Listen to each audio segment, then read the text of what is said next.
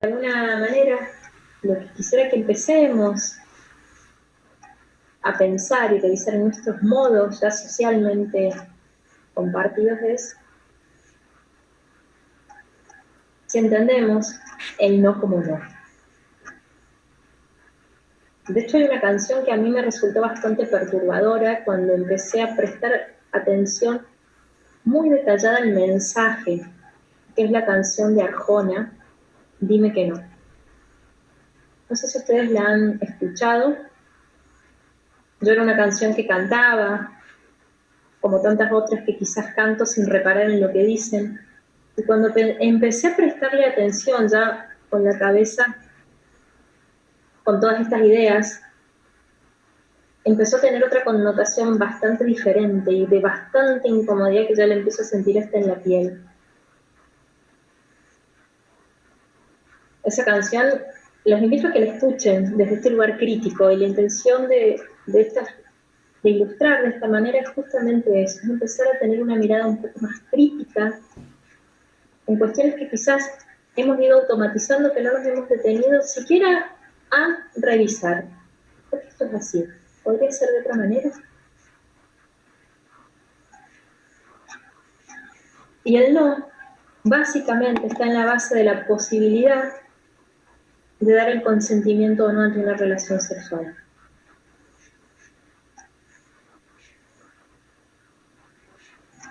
El no es algo que podemos y necesitamos empezar a enseñar desde pequeños. Porque ¿cómo podremos llegar a sostener, a legitimar un propio no si desde pequeño las instancias para decir que no fueron validadas?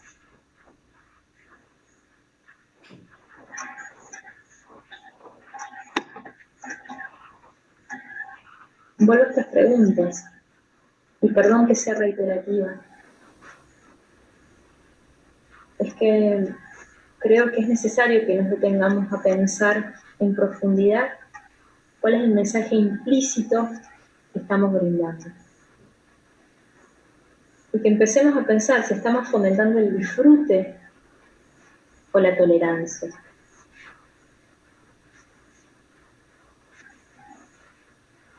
Es bastante común que cualquier padre que tiene un hijo autista piense que la socialización es lo más importante.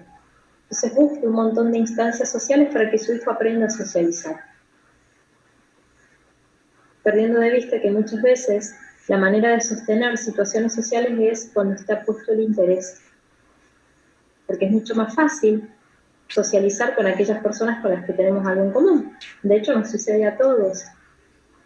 Sin embargo, en este forzar situaciones sociales, que muchas veces algunas personas terminan aceptando en forma pasiva, a una costa de su bienestar,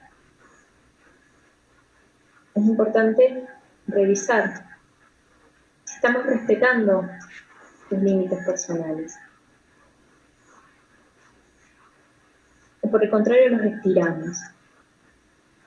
Podemos leer cuando esta persona ya está saturada de ese contacto social, aún con familiares. ¿Aceptamos que sea selectivo en las personas con las cuales elige vincularse? ¿Brindamos oportunidades para ensayar el no? ¿Los validamos?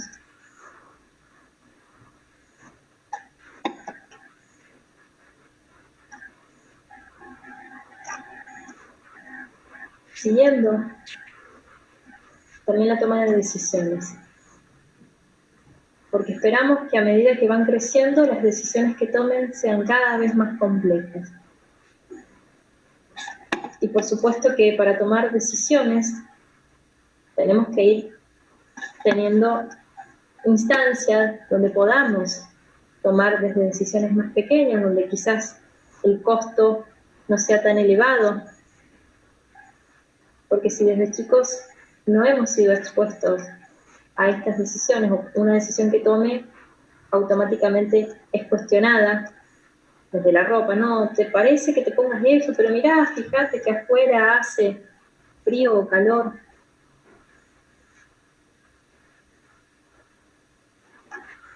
Es importante pensar, ¿de qué manera puedo propiciar en lo cotidiano instancias de toma de decisión? De toma de decisión simple, como puede ser elegir entre dos situaciones con una carga positiva, ¿sí? No es lo mismo elegir qué postre quiero comer, si una fruta o un helado, a tener que tomar una decisión que ya involucre una pérdida, el perder algo valioso, ¿sí? Y cómo esto podemos utilizarlo en la vida cotidiana, porque a veces creemos que nosotros sabemos que es lo mejor, y muchas veces nos equivocamos. Al respecto quiero ilustrarles, hace unos, como les decía, quienes a mí más me han enseñado son las personas con las que trabajo, que siempre digo que si de pacientes tienen algo es solamente la paciencia por aguantarme algunos hace muchísimos años, que nos ha ido dando la oportunidad de ir creciendo y transformándonos juntos, de ir aprendiendo mutuamente, algo que verdaderamente les agradezco y siempre se los digo. Una de las personas que más me ha enseñado en su adolescencia, bueno, ya tiene 22 años, él quería saber, su pregunta era si las mujeres se masturbaban. Entonces, lo que se le ocurrió fue hacer una encuesta entre las compañeras de la escuela. Cuando yo escuché su intención, debo reconocer que se me pararon un poco los pelos, me impactó la posibilidad de que lo sacaran corriendo, como decimos acá, que tuviese un impacto negativo. Y automáticamente volvía, como yo digo, vuelvo a eje, ¿no? Decir, bueno, a ver, ¿te parece que eso sea? Bueno, sí. Entonces, lo que hicimos fue pensar las distintas posibilidades ante esta pregunta. Entonces, entre los dos empezamos a pensar que quizás habría algunas que le dijera que era un desubicado, otras que directamente no le respondiera, otras que se riera, bueno, distintas posibilidades de respuesta que fuimos construyendo entre los dos. Ante esas distintas posibilidades de respuestas, lo que hicimos fue pensar en distintas maneras de afrontar esa respuesta, ¿sí? A la que le dijera que era un desubicado, por ejemplo, él le podía decir, era una broma. Lo importante fue que fuimos ensayando el cómo decirlo. Él no tuvo que hacer todo el esfuerzo de qué era la respuesta que él tenía que implementar en caso de que su pregunta generara un impacto muy negativo. Y con todas esas opciones que estaban escritas en la mesa, fue decirle, bueno, ¿cuál es la decisión que vas a tomar? ¿Vas a preguntar? Sí. Bueno, y no es lo mismo tomar decisiones informadas que decisiones a ciegas, por decir así. Entonces, es pensar que quizás haya decisiones que podamos acompañar, no desde tomarlas nosotros, sino de dar la mayor cantidad de elementos para que la persona maneje la mayor cantidad de información para poder tomar la decisión que considere en ese momento más acertada para ella. Es acompañar.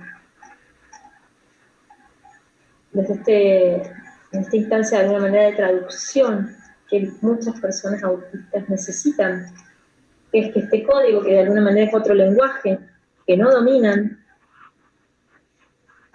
les resulta mucho más fácil que haya una persona que les simplifique estos guiones para no tener que hacer el esfuerzo unilateral de descifrarlo. Porque lamentablemente muchas de las veces que lo intentan hacer no suele ser lo más apropiado. Entonces, desde este lugar de tomar decisiones con la mayor cantidad de información, con la mayor cantidad de elementos que garanticen que esta decisión sea lo que la persona verdaderamente quiere, es estimular, es acompañar, hace pensar en pros y contras, que también ayuda mucho, Y desde toda la información que a veces es muy necesario que la tengan visualmente disponible, desde ese lugar confiar que la decisión que tome la persona es una instancia de aprendizaje. De ahí es fundamental que nos miremos a nosotros.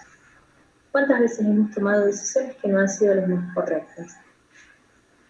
¿Para qué nos han servido? ¿Qué nos pasa?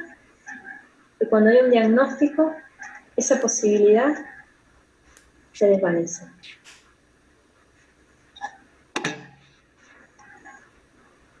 Otro tema que a mí como mamá me moviliza profundamente es aquel de brindar información para prevenir abusos.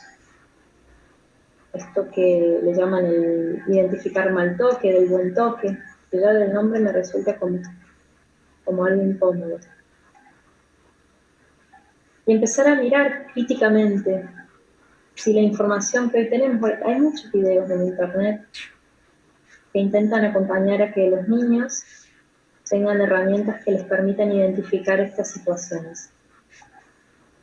Yo he visto algunos de ellos, la regla de equipo es uno, hay otro de UNESCO, y verdaderamente en lo personal no me terminan de ser significativos, no me terminan de ser claros para poderle transmitir a un niño, porque en general se ve como esta intención, que en los dos es una mano grande, muy visible, en el otro una mano media peluda, como personajes un poco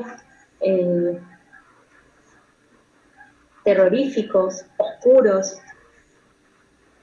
Sin embargo, si nos fijamos en las estadísticas, el 70% de los abusos sexuales ocurren con personas del entorno familiar del niño. Entonces, hay algo en el mensaje que tenemos que empezar a revisar. Porque lejos está de ser una persona, o por lo menos son los casos menos frecuentes, lejos está de ser una persona que rápidamente uno podría identificar como posible sospechoso. Por el contrario, suelen ser personas que se ganan la confianza, muy carismáticas, o de alguna manera empiezan a encontrar la manera de vincularse con la persona a la cual quieren acceder. Entonces, vuelvo a decir, a mí como mamá este es un tema que me genera profunda preocupación por tratar de encontrar la manera en la cual el mensaje que yo quiero transmitirles como protección a mis hijos sea claro. Todavía lo estoy construyendo. ¿Sí? Te los voy a compartir, quizás a alguno le sirva, y quizás si a alguno le sirve y para seguir repensándolo, la idea es propiciar el pensar entre todos. ¿Sí? Yo a mis hijos, hoy el mensaje que les digo, y quizás cambie, más adelante no lo sé, es que ninguna persona puede tocarle sus partes privadas, que tienen un nombre, vulva y pene, porque son niña y varón, para hacerles sentir lindo. Ellos siendo niños, ninguna persona, nadie, conocido o no conocido, puede tocarle sus partes privadas para hacerles sentir lindo. Porque ahí parto de la afirmación de que la sensación que brinda la estimulación genital es agradable. Eso no lo podemos distorsionar porque es un mensaje del cuerpo muy claro.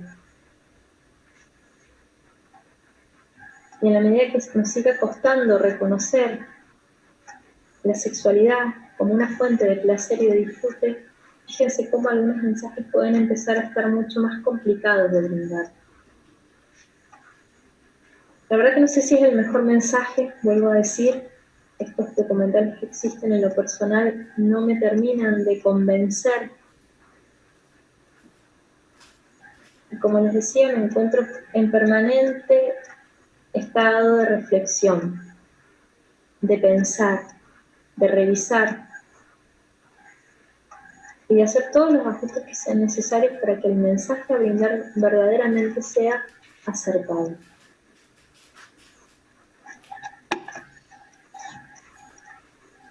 Cambiando de tema, es poder brindarle a la persona una herramienta con la cual comunicar su dolor. Las escalas visuales analógicas, las escalas EVA, suelen ser de mucha utilidad para después en instancias, sobre todo, por ejemplo, las mujeres en sus periodos menstruales, que puedan catalogar cuál es el nivel de dolor que sienten. Mientras más familiarizados estén con determinados elementos, va a ser mucho más posible que cuando necesiten utilizar esa herramienta, la puedan implementar. Entonces, es ver si brindamos elementos para que puedan comunicar lo que les sucede. Ya en esto de poder hacer claros cuáles son estos cambios que se ven y se sienten, el cuerpo cambia, esto es innegable. Sin embargo, muchos de los pictogramas y los elementos visuales que existen son con figuras infantiles, muy poco nítidas y muy poco claras, entonces es ver en una mirada bien crítica si estos elementos son adecuados para transmitir el mensaje que queremos. Entonces, detenernos a pensar, ¿sí? Esta información en este formato garantiza que la persona a la cual estoy acompañando, mi paciente, mi hijo, mi familiar, acceda a la información. Fíjense desde este lugar que somos nosotros como entorno los que tenemos que garantizar que la información sea accesible. Al respecto les dejo una sugerencia de una serie, Pubertad se llama, que está en YouTube, es una serie noruega, sumamente clara, que muestra los cambios de la pubertad, los cambios físicos. Es bastante gráfica, con cuerpos reales, es muy didáctica, así que bueno, les invito a que la mires, porque puede ser una serie que pueda brindar elementos de información para tomar, para utilizar. También absolutamente importante anticipar que va a haber cambios en el cuerpo, que van a introducir cambios en pautas de higiene. Al respecto, es imprescindible que pensemos que la menarca en una niña, que es la primera menstruación, si no está anticipada, puede provocar un efecto absolutamente desconcertante, atemorizante. Y empezar a preparar a una niña para su menstruación requiere de que lo hagamos antes, porque va a tener que familiarizarse con una textura nueva en su zona genital. No todas las toallitas sanitarias son iguales, no todas las toallitas tienen la misma textura. Hay niñas que pueden tener una sensibilidad que es necesario anticipar. Habrá que probar marcas, hay marcas que tienen aromas, habrá que ir probando cuál es aquel apósito, aquella toallita sanitaria que más amable y más compatible con cada persona. ¿Cómo puede ser? ¿Cómo podemos transmitir la necesidad de cambiar la toallita? ¿Qué pauta vamos a utilizar? ¿Cómo se desecha? ¿De qué manera? Todas estas pautas de higiene hay que empezar a trabajarlas. Del mismo modo que se enseñó a la persona, en el caso de que así lo haga, a higienizarse cuando va al baño a hacer sus necesidades.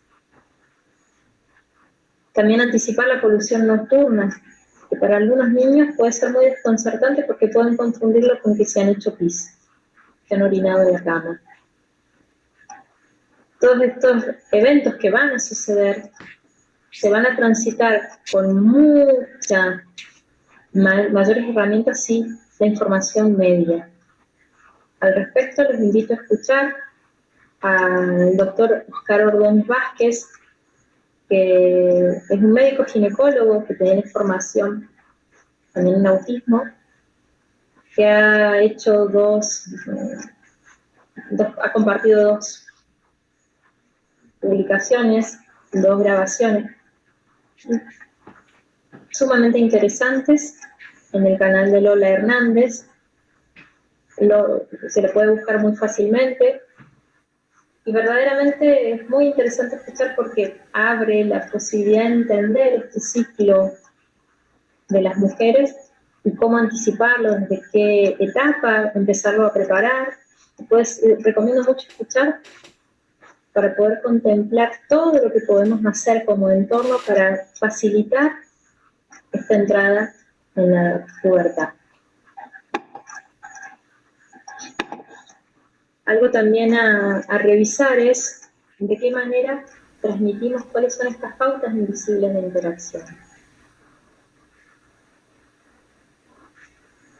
A mí en lo personal me toca habitualmente trabajar con unos varones que quedan sumamente desconcertados porque en la vida real no sucede como en las películas, que no se sabe qué sucede, pasa, prácticamente no media nada, ni que hablar cuando son consumidores de pornografía, en la que no media ningún tipo de intercambio, que automáticamente a los poquitos minutos de iniciada el contacto entre las personas ya están en una situación de intimidad. Suele ser muy desconcertante porque la vida no se parece en absoluto a eso.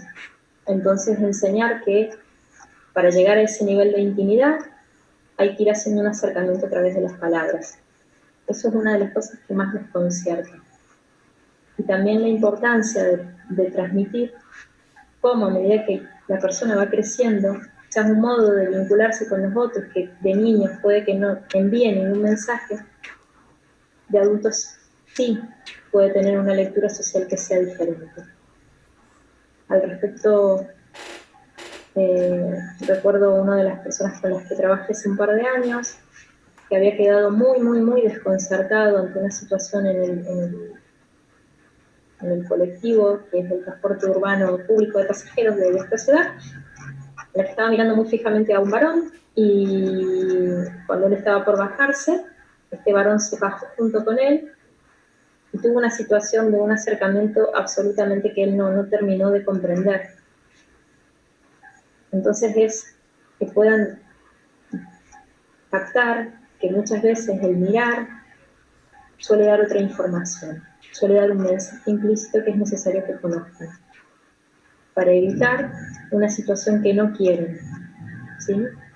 Es importante que sepan cuál es el mensaje implícito, que lo anticipemos.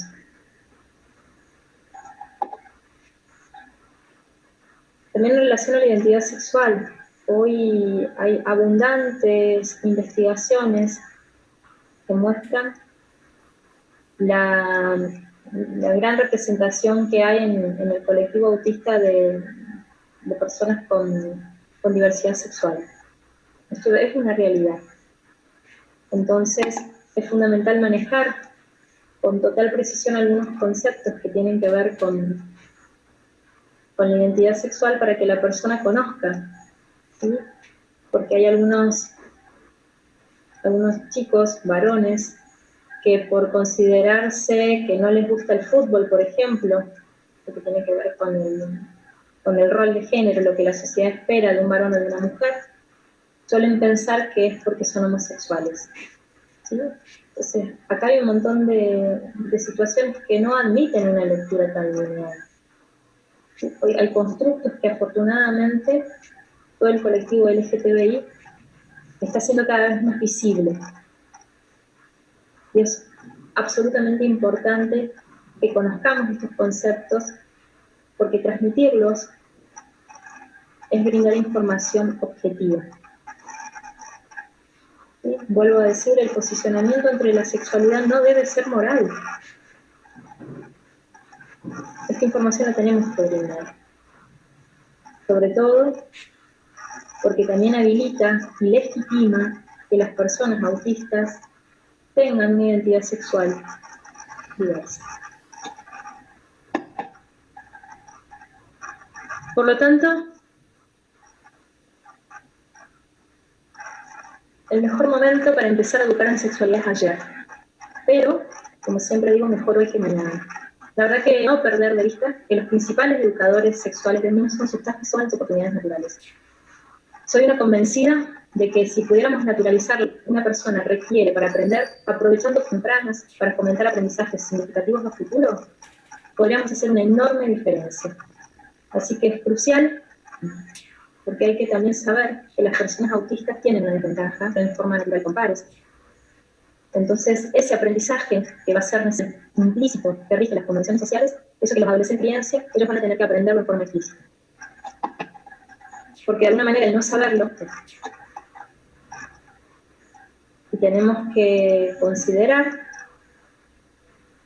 que ese guión social debe legitimar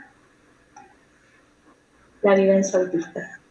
Eso no podemos perderlo de vista. Y brindarles las herramientas acordes para poder transitar esas instancias sociales con el menor desgaste posible, garantizando lo más que podamos un bienestar. Esto va a permitir que ampliemos la mirada hacia la sexualidad, sacarla exclusivamente de la genitalidad, y si todo lo que estoy compartiendo hasta ahora permitió eso, es el objetivo de esta presentación. Fíjense que si empezamos desde edades más tempranas, vamos a poder planificar la transición hacia la adolescencia y vamos a tener tiempo de afianzar y reforzar aprendizajes. Esto de alguna manera va a permitir reducir el sufrimiento emocional por el coste del desconcierto. Y puede que reduzca o evite situaciones de crisis y aumente la autoeficacia personal y familiar. La información empodera. Y en la medida que brindemos información para transitar con el mayor bienestar posible, estamos haciendo una gran diferencia. Pues la idea es, en esto de empoderar, brindar herramientas que tengan sentido, que le sirvan a la persona. Partiendo como núcleo básico la empatía. Explicitar lo que es obvio. Esas son algunas de las herramientas que puede ser importante considerar. Y que es necesario que el entorno, que los padres sepan. Con todo esto, con todas estas reflexiones y con este posicionamiento ante la necesidad de que el entorno pueda garantizar estos aprendizajes y aprovechar e identificar estas situaciones naturales, desde hace un tiempo llevo adelante grupos de trabajo. Empezaron en el año 2015 y fueron cambiándose a lo largo de los años. Son algunos de los. Actualmente, y ya desde el año pasado, conforme las sugerencias que me iban haciendo año tras año en los encuentros, ya el año pasado empecé a trabajar en grupos separados. En un inicio eran grupos combinados de profesionales y padres, y a partir de las sugerencias, cuando me pareció importante darles a los padres un espacio distinto, este grupo desde el año 2019, que tienen instancias separadas, actualmente nos encontramos sosteniendo, pese al aislamiento social preventivo obligatorio que todavía rige en Argentina, de manera virtual. Son encuentros mensuales en las que la modalidad es un encuentro teórico, un contenido teórico que es el que rige nuestro encuentro, y hay un momento de interacción entre los padres en el que yo no formo parte y ellos pueden compartir sus vivencias y encontrar, y resuena mucho en sus experiencias compartidas. Es un espacio, en lo que es mi práctica profesional, uno de los espacios que más disfruto y más me gratifica, de acompañar a los papás, poder darles herramientas a los papás. Básicamente el taller nació con la intención de ampliar la mirada hacia el espectro autista y la sexualidad, Es una experiencia de trabajo grupal donde priorizo el aprendizaje a través de la experiencia y dinámicas vivenciales. En esto mi formación como terapeuta gestáltica me ha dado herramientas para poder intentar al menos que las personas se lleven el aprendizaje en la piel, como digo. Acá hay una devolución que me hizo una de las participantes que permite ilustrar la idea, que ella decía que fue un taller con la idea de apuntar, escribir, y me traje los aprendizajes fuertes. Así que, bueno, a continuación les quiero contar y presentar, y ya con esto voy a ir acercándonos al cierre de la presentación, lo que ha sido esta experiencia de trabajo. Esta experiencia de trabajo partía de la revisión personal de la biografía sexual. Entre el 2018 y 2019 transitaron por esta experiencia de trabajo 45 personas, de las cuales 17 fueron los profesionales de las áreas de salud y de educación, y 28 padres, 20 madres y 8 padres. Vuelvo a reiterar, eran grupos separados. A continuación les voy a compartir cuáles han sido algunas de las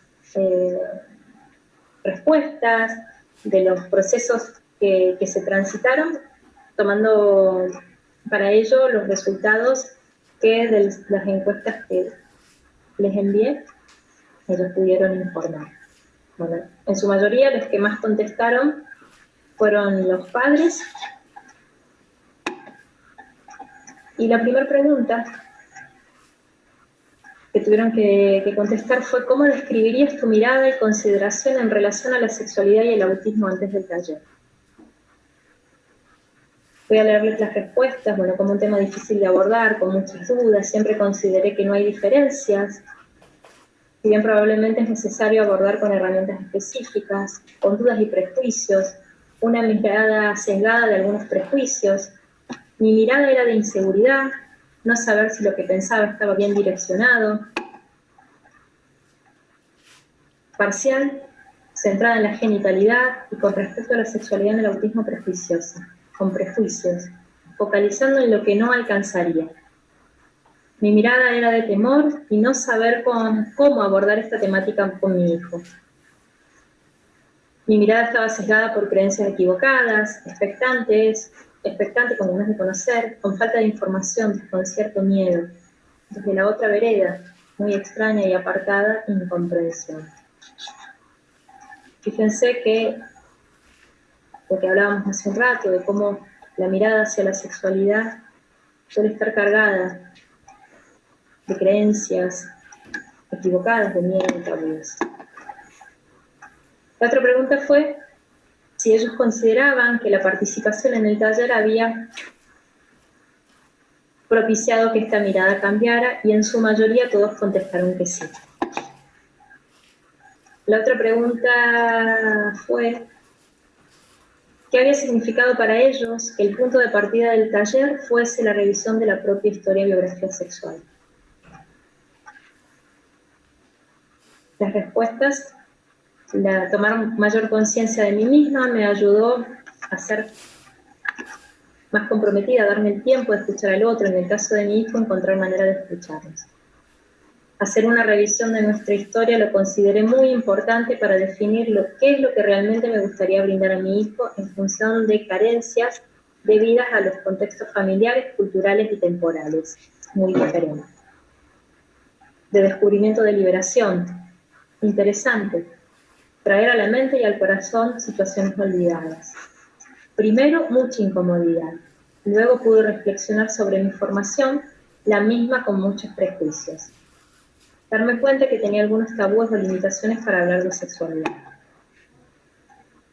Muy importante, porque partimos de prejuicios que tuvimos y que hoy ya podemos sortear y enfocarnos en la empatía.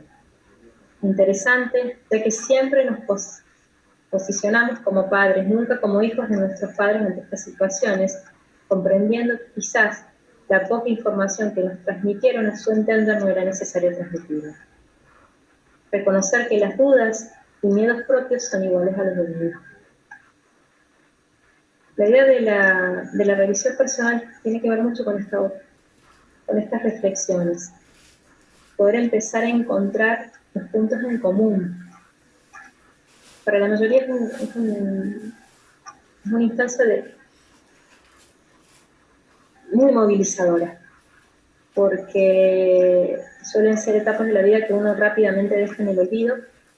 Sin embargo, poder volver a transitar esas etapas nos permite poder encontrar una sintonía, ¿sí? Para poder enfocarnos en construir un canal de escucha que sea mucho más apropiado. Fíjense que las respuestas están mezcladas, las de los profesionales y las de los padres, pero de alguna manera el camino que ambos transitaron, tanto padres como profesionales, fue bastante similar. Otra pregunta fue si, a pesar de que había generado cierta incomodidad o resistencia, les había parecido pertinente la revisión personal. Fíjense que la mayoría dijo que sí. Por supuesto que es sumamente necesario ser muy cuidadoso y muy respetuoso de la manera en la que uno plantea esta revisión. Tiene que ser muy cuidada, como una invitación a mirar, dando el derecho a que la persona mire hasta donde puede o donde quiere. No era una instancia donde había que compartir públicamente lo que cada uno descubría, es muy importante aclararlo. Todas las personas hacían dentro de la instancia de grupo un momento de reflexión muy íntima y personal. En ningún momento se conversaba, salvo que la persona sí lo quisiera, no había puesta en común de estos conceptos en particular, de estos descubrimientos. Sin embargo, para algunos mismos momentos, vuelvo a decir, de mucha movilización. La última pregunta de esta encuesta era tratar de identificar de qué manera les parecía que había impactado la información recibida en el taller, pudiendo registrar mis sentimientos como propios y separarlos del otro, en tener más herramientas y conocimiento, mejor manejo corporal, hablar con propiedad, brindarles herramientas para distinguir lo público de lo privado, en permitirme jugar y utilizar todos los recursos físicos y emocionales para empatizar con el otro, en tener mayores recursos técnicos para la actividad profesional, más empática y con la necesidad de transmitir a las familias la mirada del desarrollo sexual en el autismo con más naturalidad. Ha impactado positivamente al brindar la tranquilidad de que vamos por buen camino. Aprendí que hay que ser paciente, comprensivo y que nuestras experiencias no tomarlas como una carga prejuiciosa, sino de aprendizaje para ser un buen consejero. También en respetar los tiempos y las decisiones de nuestro hijo. Me siento más segura cuando mi hijo me pide información. La sexualidad de mi hijo con autismo se vive en casa con mayor naturalidad, con miedos y con menos miedo, y con el mismo compromiso y responsabilidad que con mi otro hijo neurotípico. Ahora sé que mi hijo, al igual que cualquier persona, tiene derecho a desarrollar su sexualidad y gracias al taller yo tengo herramientas para abordar con él este tema. Gestionando miedo. Me relajó en la forma de cómo encarar con mis hijos una conversación o analizar una situación. Con más confianza en mi hijo, en sus decisiones, responsabilidad y libertad. Me dio más seguridad sobre mí misma y logrando de esta manera poder tener un mejor acompañamiento con mis hijos. En un mayor acercamiento a mi hijo, empatizando más, recordando al niño adolescente que fui, pudiendo de este modo sentirme más seguro para ayudarle.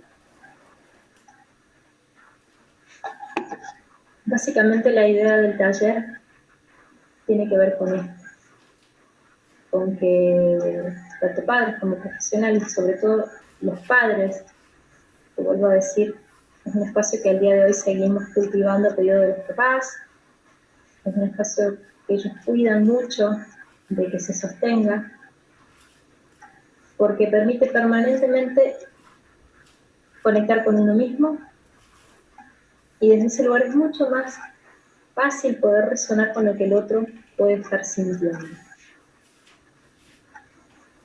La idea es que cada papá pueda encontrar la manera, como decía hace un rato, legitimando, validando, contemplando la diferencia autista, encontrar la manera de conectar con su hijo y de brindar, de ensayar las herramientas que su hijo necesita para sortear de la mejor manera posible esas situaciones sociales, afectivas, vinculares, sexuales, y sin ninguna duda van a requerir muchas veces cierta traducción. Para los papás es sumamente gratificante. La semana pasada una mamá me escribía que su hijo le había contado, estaba en una relación, había empezado a conocer a una chica y se había abierto de una manera que se me acordaba de lo que fuimos hablando en el taller, de no horrorizarme mientras él me contaba algunas cosas, y lo pude hacer. Verdaderamente esa es la intención del espacio con los papás, que los papás sientan que tienen las herramientas para poder acompañar a sus hijos, no perdiendo de vista lo que dije hace un rato. ¿Sí? Hay vivencias que van a ser de una intensidad distinta, y sin embargo, la información que los papás puedan brindar, ese canal de información, de comunicación abierto y fluido, puede hacer una gran diferencia.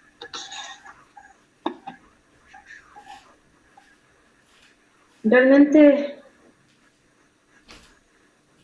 considero que es momento de empezar a acercarnos a los otros teniendo en cuenta la empatía. Y esto que viene siendo un esfuerzo unidireccional, que es invisible y desgastante. Ellos ya hace rato que vienen haciendo un gran esfuerzo para comprender nuestro mundo social, para entendernos a nosotros. Y considero que si nosotros empezamos a hacer este esfuerzo mental adicional, va a ser un acto de justicia empática. Es posible que desde este acercamiento más amoroso nos sorprendamos al descubrir que no somos tan diferentes.